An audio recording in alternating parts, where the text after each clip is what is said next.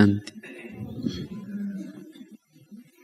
वैसा तो हम सभी का लक्ष्य है कर्मातीत बनना, बाप समान बनना। तो इस लक्ष्य तक पहुंचाने के लिए बाबा विभिन्न रीति से विभिन्न विषयों पर मुरलियों में कमाई का युग है, अनेक दृष्टांत के द्वारा बताते हैं कि हमें कमाई जमा अभी भी बाबा ने कर्मातीत बनने के लिए बहुत सुंदर सूत्र बताया है, बाप समान बनने का सूत्र बताया है। प्यास को बुझाना है। ब्रह्मा बाबा फरिश्ता बने, शिव बाप के समान बने, कर्मातीत बने, कैसे बने, उसके लिए बाबा ने 2 सूत्र बताए हैं इसी मुरली में। तो अगर हमें भी ऐसा बनना है, इन सूत्रों का प्रयोग करना है, क्योंकि इसके बिना हम संपन्न नहीं बन सकेंगे, कर्मातीत नहीं बन सकेंगे। तो कर्मातीत का सूत्र पहला बाबा ने बताया, तो हमें पूरा ज्ञान बताया, अपने पास जितने खजाने हैं उस खजानों को क्या करो, सफल करो। लेकिन जितना खजानों को सफल करेंगे उतना बाप समान बन सकेंगे। एक ये सूत्र। दूसरा क्या करते हैं, अलस और अखंड निर्विघ्न, अखंड योगी और अखंड महादानी बनने से भी हम कर सकती है। इसलिए बाबा ने कर्मातीत बाप समान बन सकेंगे, क्योंकि अखंड में जब हम बिजी रहते हैं अलस और मन और बुद्धि, तो माया आने की कोई मार्जिन समझना है नहीं रहेगी। क्योंकि ये दो और अखंड बाबा ने इस बारी ये शब्द क्यों यूज किया है? पहले तो बाबा कहते थे योगी बनो, न समझ करके निर्विघ्न बनो, क्या करना है, महादानी बनो, मुक्त बनना है। लेकिन अब बाबा ने अगर इस विकारों ये अखंड शब्द इसीलिए यूज किया है छठा विकार, क्योंकि हमारे पास समय आलस छठा विकार है। तो कम समय में आलस से बाकी विकार से कोई कार्य संपन्न करना होता है और उसकी डेट बहुत नजदीक आती है, क्या करते हैं, दिन रात जग करके पीछे माया की सारी हम वो कार्य क्या करते हैं, जिसे महाभारत में उस सेवा संपन्न करते को मारा था, वो कैसे इसी मारा तरह था? हमें भी संपन्न बनने के लिए, कर्मातीत बनने के लिए अब दिन नजदीक है। इसीलिए बाबा ने कहा कि अखंड प्लान बनाया था, जाग करके, क्या करेंगे, जाग करके अर्थात आज चक्र भी बनाएंगे और चक्र जागृत रह करके आत्माभिमानी बन करके साधारण सैनिक को अखंड योगी अर्थात जागना, अखंड जागना। उसको भले रात को सोए हैं तो भी अगर हम योगी है अखंड, तो उसको लगता है उसी समय पे हम मुझे ललकार रहे हैं, अखंड है। तो अभिमन्यु क्या करता है, उसका सामना करने के लिए अखंड निर्विघ्न है, लेकिन उसने पीछे पीछे और अखंड महादानी है। भले रात में सोए हैं जो तो भी अर्जुन था, वाइब्रेशंस जो थे महारथी, उससे चल रहे, उसको ये भी दान है। दूर लेके गए और वहां जाकर के चक्रों में फंसा करके रात को सोए हैं, अभिमन्यु उस समय अगर अखंड योगी है मिल करके तो भी निर्विघ्न है, खत्म किया। और जब हम इस वर्ष में ऐसा अखंडता का अगर ये पाठ पक्का करेंगे, माया को पता है कि अभी काम विकार को ये लोगों ने पहचान लिया है, क्रोध को भी पहचान लिया है, समय का जो इशारा दे रहे हैं, तो इसीलिए माया क्या करते हैं, उस समय तक संपन्न बन सके। चक्र भी बना करके बाबा ने कहा आलस का रूप धारण करके समान बनने के हिसाब से, समय की समीपता के हिसाब से, मीठे स्वरूप में और दादी के इशारे से बाबा कभी कभी कहते हैं हमें क्या करना है, कभी हम अपने को समीपता समझते हैं, समय की समीपता कभी भी हो सकती है। इसलिए पुराने हैं, हमने बहुत हमें ये अखंडता का पाठ पक्का करना है। हम अभी नए नए हैं, जिसको बाबा कहते बहानाबाजी, तो इसमें भी अखंड निर्विघ्न पहले करके आता है। इसका तीनों का आपस में बहुत गहरा कनेक्शन क्या करता है, जैसे निराकारी, निर्विकारी, निरहंकारी, ये 3 शब्दों का आपस में कनेक्शन है। और जब हम कुछ समय तक आलस के वश में निराकारी रहेगा वही निर्विकारी बन सकता नहीं है, करते, और जो निर्विकारी है निरहंकारी बनेगा और जो निरहंकारी है वही निराकारी अवस्था को प्राप्त कर सकता है। फिर जाकर के हमारे अंदर जो संस्कार अगर है, निरहंकारी नहीं है, कोई अभिमान है, वो कभी भी निराकारी आत्माभिमानी स्थिति की विकराल रूप अनुभूति में नहीं कर अंदर से आते हैं। तो जैसा इन तीनों का आपस में कनेक्शन है, में की कमाई इसी कर तरह लेते हैं अखंड निर्विघ्न, और फिर सोचते हैं माया कहाँ से आई, अखंड योगी आई और कहाँ से? अखंड महादानी, ये तीनों का आलस आपस ने में सभी कनेक्शन है। विकारों को जागृत किया। तो हमें इसलिए अखंड आलस योगी को बनने हमें के लिए दोस्त पहले नहीं क्या बनाना करना है। पड़ेगा? अखंड निर्विघ्न बनना पड़ेगा, बहुत मीठे स्वरूप में आता है, सवेरे सवेरे आता क्योंकि ये है। विघन हमारे योग कहेगा को सो जाओ, खंडित आपकी करते हैं। तबीयत खराब हो रही है, थोड़ा सो जाओ, बाहर बहुत सर्दी अगर है। छोटा मोटा विघन है, जिसको बाबा कहते हैं वो बहानेबाजी, विघन आप समस्या ट्रैवलिंग करके आए हैं, सो जाओ, अपनी बहुत सेवा जब की, सो योग का जाओ। अभ्यास करने के लिए बहुत बैठेंगे मीठा तो उसका ही बोलेगा। चिंतन चलेगा, लेकिन तो हमारा योग ये अखंड तो नहीं हुआ, आलस एक टूट प्रकार गया। का जहर है। अगर कोई विघन या समस्या है, आलस कर्म और करते अलबेलापन समय की इस बहानेबाजी से, उन्हीं बातों का चिंतन चलेगा। बहानेबाजी और कर्म आलस और योगी नहीं बन अलबेलापन पाएंगे, से अखंड इससे क्या योग बनो? नहीं होगा। मुक्त बनो। इसीलिए अखंड योगी और बनने यही के लिए हमें जागरण है पहले क्या हमारा। करना है? अखंड हम शिवरात्रि में निर्विघ्न क्या करते बनना हैं? है। जागरण करते हैं। तो हमें कौन अखंड सा जागरण करना निर्विघ्न है? कैसे बनेंगे?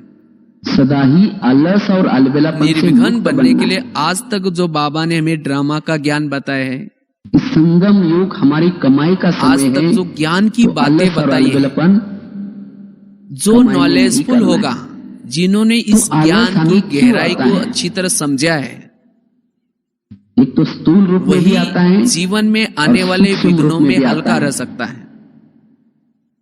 जब और हम विघ्न इस तो ज्ञान मार्ग आएंगे, में नए नए आए थे, निर्विघ्न मतलब कोई ऐसा नहीं कि विघ्न न आए। जब नए आए कई थे तो सोचते हमारा बड़ा निर्विघ्न उमंग मतलब था, कोई विघ्न ही ना आए।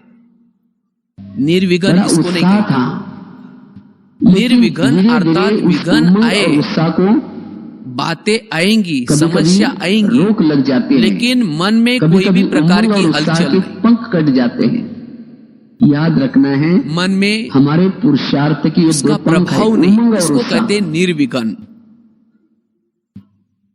अगर ये दो और हमारे जितना पंख ये कट हमारी गए, निर्विघ्न अवस्था तो हम रहेगी, मुर्दे की उतना समान है, फिर हम उड़ नहीं सकते। अखंड योगी जो तो चाहे कुछ भी हो जाए, हमारा दूसरी बात उमंग है। उत्साह कम ना हो जाए।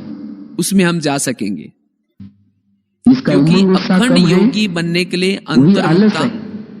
एकाग्रता, इसलिए सेवा एक में रस, उत्साह, उमंग, ये अवस्था कार्य बहुत करने जरूरी है। में उमंग उत्साह चाहिए, और विघ्न क्या करते हैं? जिसको इंग्लिश में बाह्यमुखी स्पिरिट बनाते कहते हैं, स्पिरिट। हलचल में मतलब लाते हैं, मन बुद्धि की अगर भटकन हो स्पिरिट कम जाते गया, हैं, उमंग कम हो गया, जिसके कारण अखंड योगी नहीं तो बन फिर हम पाते। पुरुषार्थ नहीं कर पाएंगे। इसलिए हमें तो ये क्यों कम हो विघ्नों जाता में है? हल्के रहने की इसका एक कला पहला सीखनी। कारण है टकराव। विघ्न तो विभिन्न आएंगे, आपस में जब टकराव अलग हो अलग जाता प्रकार है, के आएंगे। हमारा कोई और विघ्न कहना भी नहीं क्या है? मानता, विघ्न तो ये हमारे सामने कोई विघ्न आते अनेक हैं, जन्मों के कोई कर्मों बातें का आती हैं, फल है। तो ये बातें हमें थकाती ये है। अलग अलग प्रकार के हमने किसी को तंग किया है, किसी को परेशान तो किए हैं, इसीलिए बातों को बाबा ने या कोई इसके गलत कर्म किए, पूर्व मुरली में तो भी वही बाबा ने कर्म कारण का विघ्नों के निवारण रूप में करो, अभी आएंगे।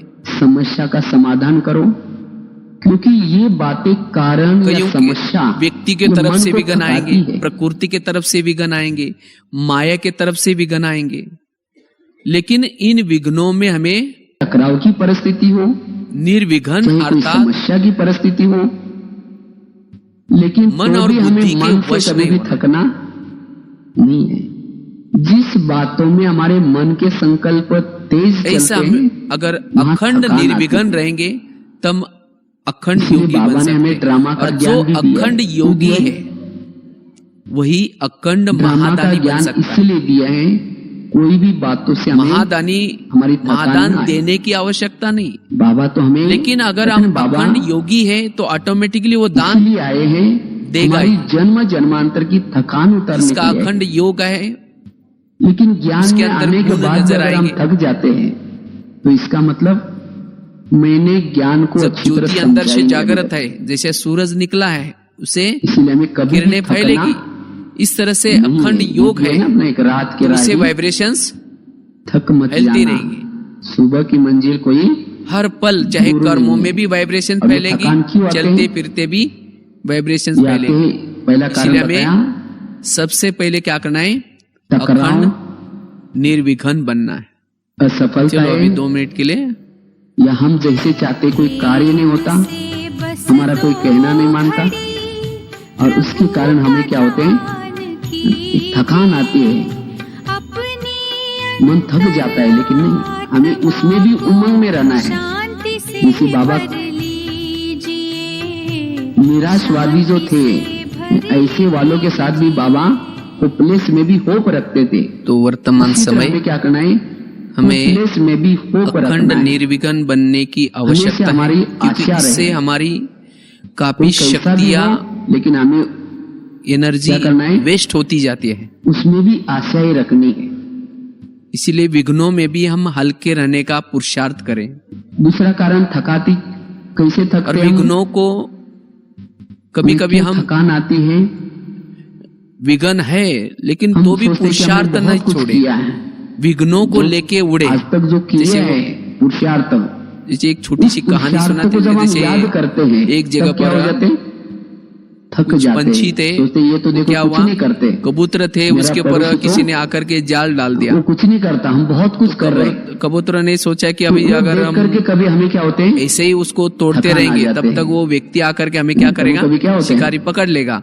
तो उन्होंने सब ने सोच करके क्या क्या, साथ में सब खोल करके देखते, एक साथ में एक बल से उड़ गए, और उड़ करके जा करके सो जाते, सोचे कि चलो वो नहीं। उनका एक दोस्त, एक कबूतर का दोस्त था चूहा, उसके पास जाकर के वो पार्ट अपना है, उसका जैसा स्वतंत्र हो गया, जाली से निकल गए। मेरा पार्ट श्रेष्ठ है। कहने का मतलब, अगर वो यही सोचते रहते, हो सकता है उसके कोई पाप कर्म नहीं हुए होंगे, तोड़ने में लगे रहते, तब तक वो व्यक्ति आकर उनको पकड़ लेता।